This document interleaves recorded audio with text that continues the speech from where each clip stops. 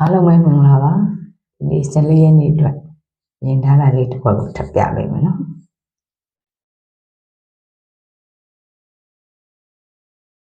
ဒီမှာ16ဘရိတ်က16ဘရိတ်လို့ဇောင်းကြတယ်ဒီမှာ2ခွန်ဘရိတ်က2ခွန်ဘရိတ်လို့ဇောင်းကြတယ်ဒီမှာ6ဘရိတ်က6ဘရိတ်လို့ဇောင်းကြတယ်နော်ဒီပင်ကြားတစ်ခါဇောင်းကြခဲ့တယ်ပေါ့နော်အဲ့လိုဇောင်းကြပြီးတော့ဒီမှာခွန်3ညကြတာဒီဇောင်းကြတဲ့ပရိနှစ်ခုရဲ့အဆိုင်နဲ့အလုံးတွေနဲ့ပဲပြီးသွားတာတွေ့ရပါတော့ဒီမှာတင်ရဲ့ပါဝါ6 5ရဲ့ပါဝါ3ညဒီက24ရဲ့ပါဝါတစ်စုံနဲ့24ခွန်ကိုအပေါ်အောက်ပြီးတာတွေ့တယ်ဒီပြင်မှာလည်းဒီမှာဇောင်းထိုးကြတဲ့ခွန်3ည9ရှိရဲ့တဲ့ပါဝါတစ်စုံနဲ့ပြီးသွားတာတွေ့တယ်ခွန်3ညခွန်ရဲ့ပါဝါ2 3ရဲ့ပါဝါ5 9ရှိက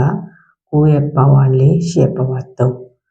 အဲ9ရှိ4 3နဲ့ခွန်3ည2 5 24ဆိုပြီးရပေါ့နော်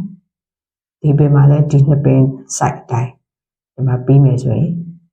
24ရဲ့ပါဝါတစ်စုံနဲ့3ည1ရဲ့ပါဝါတစ်စုံတဲ့ပါဝါတစ်စုံပေါ့နော်24ကသူ့ရဲ့ပါဝါတစ်စုံကခွန်9 3ည1က56 3ည1 56နဲ့24ခွန်9အပေါ်အောက်ပေးတယ်ပေါ့တွဲလိုက်ရင်16ခွက်ရှိတယ်နောက်တစ်ခုဒီမှာဒီကောင်ဘရိတ်ကဒီကိုလှမ်းထောက်ပြီးတော့ကျွေးထားတာတွေ့ရပေါ့နော်5ခွန်နှလုံးပေါင်းခြင်း2ခွန်ဘရိတ်ဒီကိုကြာဒီမှာက24နှလုံးပေါင်းခြင်း6ဘရိတ်ဒီကိုကြာဒီမှာ9ရှင်းနှလုံးပေါင်းခြင်း9ဘရိတ်ဒီကိုကြာမလားအဲတော့9ဘရိတ်နဲ့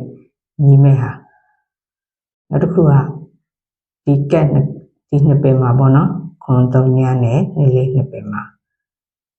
လုံးပိုင်းလေးရှာကြည့်ရပါဦးဒီမှာခါလေးလုံး9နှစ်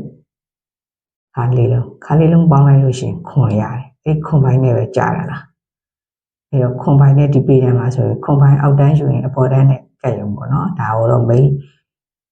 တင်ထိုးပြီးတော့ချက်နဲ့တွဲလုံးတော့အရင်ထိုးအောင်ပေါ့ဒီပြင်မှာဆိုလဲဒီမှာ24ကြာဖို့ကိုလုံးပိုင်းအနေနဲ့ခါလေးလုံးပေါင်းခြင်း3ည5 9 3ည4ပိုင်းနဲ့ကြာတာလား4ပိုင်းဆို4ရအောက်တန်းမှာရှိနေတယ်အပေါ်တန်းနဲ့ကက်ရုံပေါ့နော်အပေါ်တန်းနဲ့ကက်ရုံနဲ့ဒီမှာဘရိတ်ပေးထားတာဘရိတ်လမ်းထောက်မှလဲဆိုရင်တော့ဒါလေးက24ပေါ့နော်အဲ့တိုင်းလေးဆိုရင်သူကခါလေးလုံးပေါင်းမှာ4 3 3ည3ညဆိုတော့ခွန်ပိုင်းနဲ့ဒီကပေးထားတဲ့ဘရိတ်နဲ့ခွန်ကအပေါ်တန်းမှာရှိနေတယ်အဲ့တော့အောက်က3ည1 5 6နဲ့ကက်မယ်ပေါ့နော်3ည1 5 6နဲ့ကက်မယ်ဆိုရင်ခွန်ပိုင်းနဲ့2ခွန်ဘရိတ်ဒီမှာပေးထားတဲ့2ခွန်ဘရိတ်ဆိုတော့ခွန်ပိုင်းနဲ့2ခွန်ဘရိတ်ဖြစ်ဖို့ကခွန်5နဲ့ခွန်3ညပဲရှိတယ်5ခွန်ရဲ့ခြားကနေ6ကိုမပေးချင်သေးဘူးဆိုရင်သူကထပ်ပြီးတော့လုပ်လို့ရမှာခွန်5ဆိုတဲ့ဒီခြားကနေတစ်လုံးထချပြီးရင်ခြားကနေ6ကိုမပေးသေးလို့ရတယ်ဒီမှာအဲ့ဒီလို့တွက်ချက်မှုနဲ့ဒီမှာခွန်5ကိုကြိုက်တယ်ပေါ့နော်ဒါပေမဲ့ဒီမှာနောက်တစ်ခုကဒီမှာချိန်နေဒီမှာချိန်နေဒီမှာချိန်နေဒီမှာဒဲကြတယ်ဒီမှာချိန်မလားဒါဆိုရင်2ခွန်ဘရိတ်ဖြစ်တယ်9ရှိအချိန်2ခွန်ဘရိတ်4ခွက်ဒါကိုလည်းထည့်ပြီးရအောင်မယ်နောက်ခါ3 3ညဖြစ်လို့ရှိရင်အောက်ရက်ဒီမှာ3ရှိဘရိတ်လာတတ်တယ်3ရှိဘရိတ်လာတတ်တယ်အဲ့တော့ခွန်ပိုင်းတစ်လုံးနဲ့3ရှိဘရိတ်ကိုလည်းထည့်ပြီးတော့နည်းနည်းပါပါလေးပုတ်ပြီးရအောင်ပေါ့နော်12နာရီမှာနောက်ဒီကောင် break to ဆင့်ကြတယ်ဒီမှာ break to ဆင့်ကြတယ်6 break to ဆင့်ကြတော့6 1 9 break တွေကြတယ်ပေါ့နော်ဒီမှာ6 1 9 break တွေကြတယ်3ရက်အတွင်းအဲ့တော့ဒီမှာက2ရက်ပဲရှိသေးတယ်အောက်3ရက်မှာဒါသတိထားရမယ် break တွေပေါ့3ည1 3ည1ဒါပွဲတွင်ပြန်ကြအစောစောစီစီကြသွားတာပေါ့နော်သူကကြတတ်တယ်လို့တကူတည်းပြောထားတယ် တနင်္လာကနန်းတော့မှမနေ့ကနန်းညနေပြန်ထိုးရမယ်ဆိုပြီးဟုတ်လားမနေ့ညနေမှာဟိုကတော့မနေ့ညနေမှာထိုးတာဒီမှာနှစ်လေးနဲ့နှစ်ခွန်ပြိနဲ့ဒီကဆောင်ထိုးရင်နှစ်လေးကိုပို့ကြိုက်တယ်ပေါ့နော်ပေါ်ရင်ပြန်ကြရှိတော့3ရက်တက်လဲထိုးပါတယ်တင်ခွက်တော့မဟုတ်ဘူးပေါ်ရင်ပြန်ကြသွားပြီပေါ့အဲ့တော့ကျန်နေသေးတာ3ရှစ်ပြိမေးလိုက်ရမယ့်ပြိက10ပြိပါ10ပြိလာဖို့နီးလာပါပြီမနေ့နှစ်ခွန်ပြိပြီးသွားလို့ရှိရင်ညနေမှာ3ရှစ်ပြိပါဒီအပေါ်အောက်တစ်ပြိတူတဲ့အတွက်168ပြိဒီအောက်3ရက်တော့တည်းမှာလာပါမယ်ဒီကောင်ကြောင့်မလို့လဲ3ရှစ်ပြိလာမယ်ဆိုတော့ဘုံက10ပြိဘုံဖြစ်နေပါတယ်နောက်ဒီမှာကနန်းစီနီယံဖြစ်သွားပါပြီ943ကနန်းစီနီယံဖြစ်တဲ့အတွက်4လာပါလိမ့်မယ်ဒီ3ရက်အတွင်းမှာ4ထပ်လာလိမ့်မယ်ပေါ့နော်4လာလိမ့်မယ်နောက်ဒီ3လုံးပေါင်းခြင်း943 3လုံးပေါင်းခြင်း2လာလိမ့်မယ်2လာရင်တော့2နဲ့အတ္တတာ2523ကြိုက်တယ်4လဲလာလိမ့်မယ်ဒီတစ်ပရိ168ပရိဒီမှာ6ကိုကြောင်ပိတ်ကြောက်ကနန်းဖြစ်နေတဲ့6ကို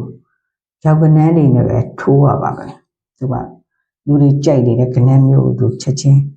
အထုတ်လောက်ပါအောင်အဲ့တော့ဒီမှာညီကိုတွေဖြစ်နေတဲ့အတွက်တစ်ပရိကို654ဒါခေါင်းထဲမှာထည့်ထုတ်ပါ6ပရိဆိုရင်လည်း6300အောင်ထည့်ထုတ်ပါလူတိတ်မကြိုက်တဲ့ကနန်းမျိုးနဲ့6ကိုထုတ်ပါလိမ့်မယ်10ပရိအနေနဲ့ဆိုလည်း6နဲ့တစ်ပေါက်ပေါ့နော်အဲ့တော့ဒီ4-5လို့ကြာပြီလို့ရှိရင်လည်း3ရက်အတွက်မှာသူကထိုင်းပါဝါထိုင်းနဲ့ခတိလိုက်တတ်ပါတယ်ဒါကြောင့်မလို့6နဲ့ဆိုတော့တစ်ခွက်ကိုလည်းညနေပိုင်းလေးမှာထည့်ထုတ်ပါညနေတော့3-8 break မှန်းထားပါတယ်ဒီမနေ့မှာတော့2ခွန် break မှန်းတယ်ပေါ့နော်2ခွန် break ကို main အဓိကထားပြီးတော့ဆော့ပါမယ်အဲ့တော့ကိုမြင်ထားတာလေးတွေကိုထပ်ပြီးတော့ပြပြပေးတယ်ပေါ့နော်ကိုရထားတဲ့ဒီလေးတွေဝမ်းချင်းလေးတွေလုံးပိုင်လေးတွေနဲ့ကိုယ့်ဘာကိုဖြည့်ဆွဲပြီးစဉ်းစားကြပါပေါကနန်းကိုဒီနေ့12နာရီမှာကြည်ကြီးရပါစေလို့ဆုတောင်းပေးပါတယ်ကြည်ကြီးနဲ့ပေါကနန်းကိုမြင်ပြီးတော့တွေ့ပြီးတော့တင်ထိုးနိုင်ပါစေလို့ဆုတောင်းပေးလိုက်ပါတယ်အားလုံးပိုင်မယ်မှာ